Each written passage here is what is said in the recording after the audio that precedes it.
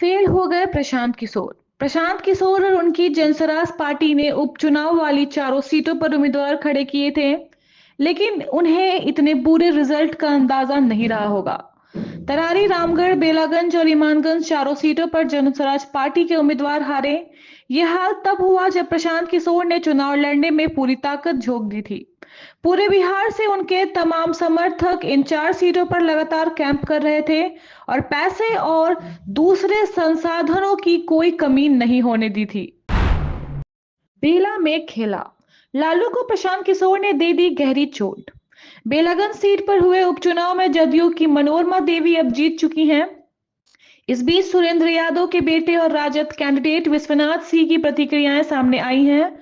बता दें कि बेलागंज में प्रशांत किशोर ने लालू यादव को गहरी चोट दी है। राजद कैंडिडेट जनसराज की वजह से काफी पीछे हो गए हैं। गंज सीट पर एनडीए को सफलता। बिहार की चार सीटों रामगढ़, तरारी, ईमानगंज और बेलागंज पर हुए विधानसभा उपचुनाव की एनडीए को पहली खुशी हासिल हुई है। यहां ईमानगंज सीट पर एनडीए को बहुमत हासिल हुई है। यहां से हिंदुस्तान अवाम मोर्चा सुप्रीमो जीतन राम मांझी की बहू दीपा मांझी को जीत हासिल हुई है। यहां से आरजेडी दूसरे स्थान पर रहे। के बाद भी उत्साहित नजर आए पीके के उम्मीदवार। बिहार विधानसभा की चार सीटों पर हुए उपचुनाव को 2025 का सेमीफाइनल माना जा रहा था। सत्ता के इस सेमीफाइनल में न सिर्फ एनडीए पर निगाहें टिकी थी, बल्कि प्रशांत किशोर की पार्टी जनसराज पर भी नजर थी। लेकिन प्रशांत किशोर के ईमानगंज के उम्मीदवार अब हारने पर कह रहे हैं कि यही हमारी जीत है, अच्छा लग रहा है। पैनोरमा स्टार सीजन 07 सांस्कृतिक रंग और रोमांचक गतिविधियों से सजी शाम। पैनोरमा ग्रुप के ई होम्स पैनोरमा परिसर में 3 दिवसीय पैनोरमा स्टार सीजन 07 के दूसरे दिन शनिवार को विविध गतिविधियों और सांस्कृतिक प्रस्तुतियों ने दर्शकों का मन मोह लिया। इन दिन पार्वती फेयर, लोन मेला, घोड़ा रेस प्रतियोगिता, ग्रूमिंग सेशन, सीमांचल मीट और संध्या में गजल गायक प्रतियोगिता का सेमीफाइनल और नृत्य के अन्य शानदार कार्यक्रम आयोजित किए गए हैं। बिहार को मिले 5 नए आईपीएस अधिकारी, विभिन्न जिलों में होगी तैनाती। बिहार पुलिस में जल्द ही 5 नए आईपीएस ऑफिसर शामिल होने जा रहे हैं। अपर पुलिस महानिदेशक मुख्यालय जेएस गंगवार ने यह जानकारी दी है। इस अधिकारियों को अलग अलग जिलों में प्रशिक्षण के लिए भेजा जाएगा। बिहार के सभी चार सीटों पर एनडीए की भारी जीत, पार्टी कार्यकर्ताओं में जश्न का माहौल। बिहार के चार विधानसभा सीटों पर हुए उपचुनाव के नतीजे सामने आ गए हैं। चारों सीटों पर एनडीए ने जीत हासिल की है। इस जीत से पार्टी कार्यकर्ताओं में जश्न का माहौल है, जो एक दूसरे को अबीर गुलाल लगा रहे हैं और मिठाइयां खिला रहे हैं, वहीं आतिशबाजी भी कर रहे हैं। चुनाव प्रचार के दौरान पार्टी कार्यकर्ता पर खूब बरसे प्रशांत किशोर। बिहार में सियासी जमीन तलाश रही जनसराज पार्टी के एक कार्यक्रम के दौरान प्रशांत किशोर आपे से बाहर हो गए हैं। चुनावी कार्यक्रम के दौरान पीके एक कार्यकर्ता को बुरी तरह से डांटने नजर आए। उन्होंने कार्यकर्ता को फटकार लगाते हुए कहा कि आरजेडी नहीं है, यहां अनुशासनहीन बर्दाश्त नहीं किया जाएगा। दिलीप जायसवाल का बड़ा एक्शन, 12 सीओ सस्पेंड, 189 का वेतन रोका। बिहार में चल रहे जमीन सर्वे के बीच राजस्व एवं भूमि सुधार मंत्री दिलीप जायसवाल ने बड़ा एक्शन लिया है। उन्होंने भ्रष्टाचार और कार्य में लापरवाही बरतने वाले 189 अंचल अधिकारियों का वेतन रोक दिया है। वहीं 12 सीओ को सस्पेंड कर दिया है। विशाल प्रशांत, जिन्होंने तरारी के रण में दिग्गजों को दी मात।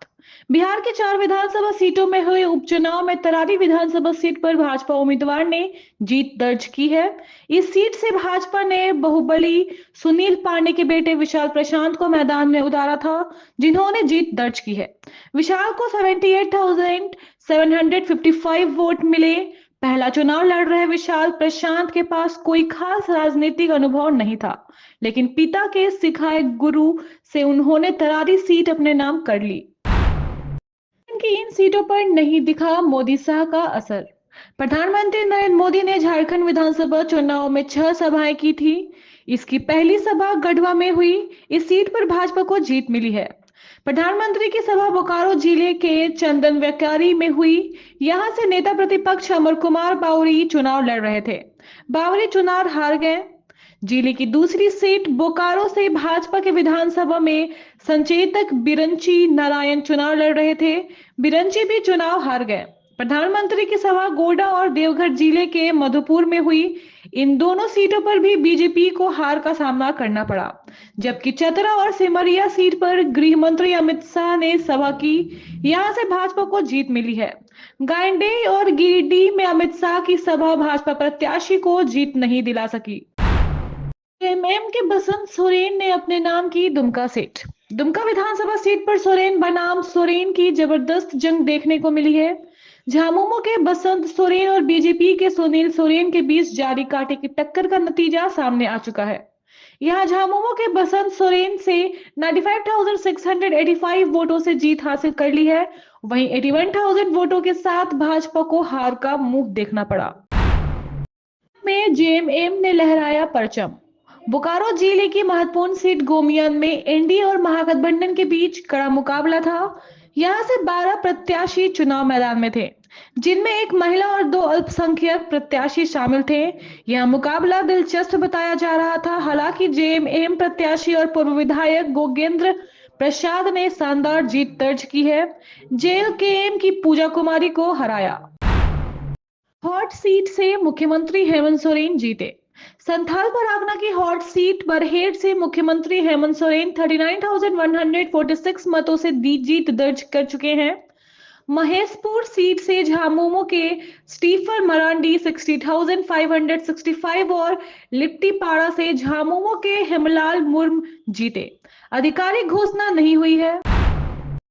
ने बचा ली प्रतिष्ठा। साल 2024 में हुए झारखंड विधानसभा चुनाव में भाजपा का प्रदर्शन बेहद निराशाजनक रहा है। राज्य की कई सीटों पर बीजेपी को मुंह की खानी पड़ी है। हालांकि संघ के सहयोग से भाजपा अपनी साख बचा पाई है, वरना उनके लिए 20 सीटें लाना भी मुश्किल होता है। इनकी पत्नी कल्पना की शानदार जीत। बीजेपी प्रत्याशी को मिला करारी हार। झारखंड की सबसे चर्चित सीटों में से एक गांडेय विधानसभा सीट पर इस बार निवर्तमान मुख्यमंत्री हेमंत सोरेन की पत्नी कल्पना सोरेन और बीजेपी की मुनिया देवी के बीच मुकाबला था। इस सीट पर कल्पना सोरेन ने शानदार जीत दर्ज की है। वहीं बीजेपी की मुनिया देवी बड़े आंकड़े के साथ उनसे हारी हैं। कल्पना सोरेन ने झारखंड मुक्ति मोर्चा की टिकट से पर्चा दाखिल किया। उनके सामने बीजेपी की मुनिया देवी थी। मंत्री चंदन कियारी सीट पर बंपर जीत। भाजपा को दी करारी शिकस्त। चंदन कियारी विधानसभा सीट पर दूसरे चरण के चुनाव में 8 प्रत्याशी मैदान में थे। यहां से जेएमएम के उमाकांत राजक ने बंपर जीत दर्ज की है। उन्होंने जेएलकेएम के प्रत्याशी अर्जुन रजवार को करारी शिकस्त दी। यह सीट कोयलांचल की सबसे हॉट सीट में से एक थी। नेता प्रतिपक्ष सब भाजपा प्रत्याशी अमर कुमार बावरी और महागठबंधन प्रत्याशी पूर्व मंत्री उमाकांत राजक के बीच कड़ा मुकाबला हुआ। पासवान का झारखंड में भी 100% स्ट्राइक रेट। चिराग पासवान की पार्टी लोक जनशक्ति पार्टी ने झारखंड विधानसभा चुनाव में 100% स्ट्राइक रेट हासिल किया है। पार्टी ने चतरा विधानसभा सीट से जनार्दन पासवान को जीत दिलाई है। चिराग पासवान ने एक बार फिर अपनी राजनीतिक ताकत दिखाई है। बीते लोकसभा चुनाव में भी चिराग पासवान की पार्टी की स्ट्राइक रेट 100% थी। चाईबासा से मंत्री दीपक बरुआ ने लगाया जीत का चौका। बीजेपी को 64,000 से अधिक वोट से दी मात। झारखंड सरकार में मंत्री दीपक बरुआ ने एक बार फिर से चाईबासा सीट पर झामुमो का परचम बुलंद किया है। उन्होंने बीजेपी प्रत्याशी गीता बालमूचू को 64,835 वोटों से मात दी। दीपक बरुआ को कुल 1,07,367 वोट मिले। बरुआ 2009 से इस सीट पर जीतते आ रहे हैं। इस जीत के साथ उन्होंने जीत का चौका लगा दिया है। झामुमो ने बचा लिया अपना किला। जामा से लुइस मरांडी ने दर्ज की जीत। बीजेपी से पाला बदलकर झामुमो में आए लुइस मरांडी ने जामा विधानसभा सीट से जीत दर्ज की है। उन्होंने बीजेपी के सुरेश मुर को 5,738 वोटों से मात दी। लुइस मरांडी को कुल 76,424 वोट मिले। वहीं बीजेपी प्रत्याशी सुरेश मुर को 70,686 वोट मिले। जामा की सीट इसलिए भी झामुमो के लिए अहम हो जाती है क्योंकि यहाँ से दिशोम गुरु सीबू सोरेन, दुर्गा सोरेन और सीता सोरेन जीतते आ रहे थे। Thank you so much for watching this video. Don't forget to like, comment, share, and subscribe.